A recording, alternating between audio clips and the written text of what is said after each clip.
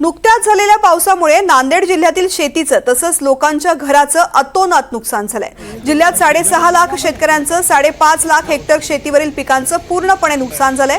शेतामधील माती वाहून गेल्यामुळे यापुढे शेती करण्यासाठी शेतकऱ्यांना आव्हानात्मक परिस्थिती असल्याचं शेतकऱ्यांचं म्हणणं आहे। लावलेल्या पिकांसाठी घेतलेलं कर्ज आता कसं फेडायचं आणि आगामी काळामधील सणवार कसे साजरे करायचे याची चिंता या शेतकऱ्यांना भेडसावतीये। भाजप खासदार अशोक चव्हाण हे नांदेडमध्ये दाखल झाले। त्यांनी शेतीच्या नुकसानीची पाहणी करण्यासाठी सुरुवात केलेली आहे।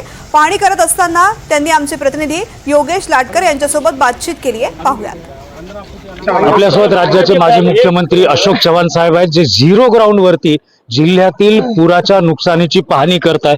सर, झिरो ग्राउंड वरती पुराची पाहणी करताय, काय चित्र दिसतंय? चित्र म्हणजे या सगळ्या मंडळामध्ये 160 मिलीमीटर पेक्षा जास्त पाऊस झाला आहे, म्हणजे अतिवृष्टी झालेलीच आहे।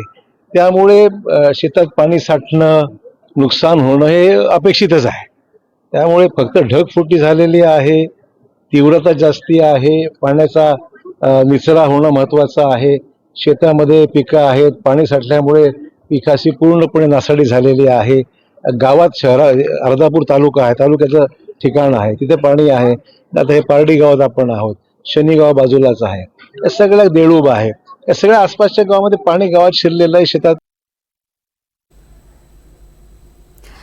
तर लातूर जिल्ह्यामध्ये 2 दिवसात सरासरीपेक्षा अधिक पाऊस झालाय। लातूरमध्ये 27 पशुधनाचं नुकसान झालंय, तर 600हून अधिक कोंबड्या दगावल्यात।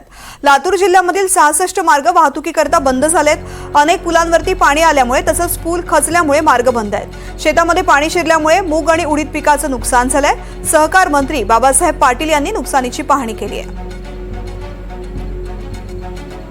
लातूरच्या अहमदपूरमधील थोडगाववाडीचा साठवण तलाव फुटल्याची घटना घडलेली आहे। यामुळे हगदळ गावाजवळच्या नदीला पूर आलेला आहे। तर प्रभाकर भोसले यांच्या शेतात पाणी शिरलंय। शेतकऱ्याच्या 350 कोंबड्याही वाहून गेल्यात, त्यामुळे शेतकऱ्याचं मोठं नुकसान झालंय।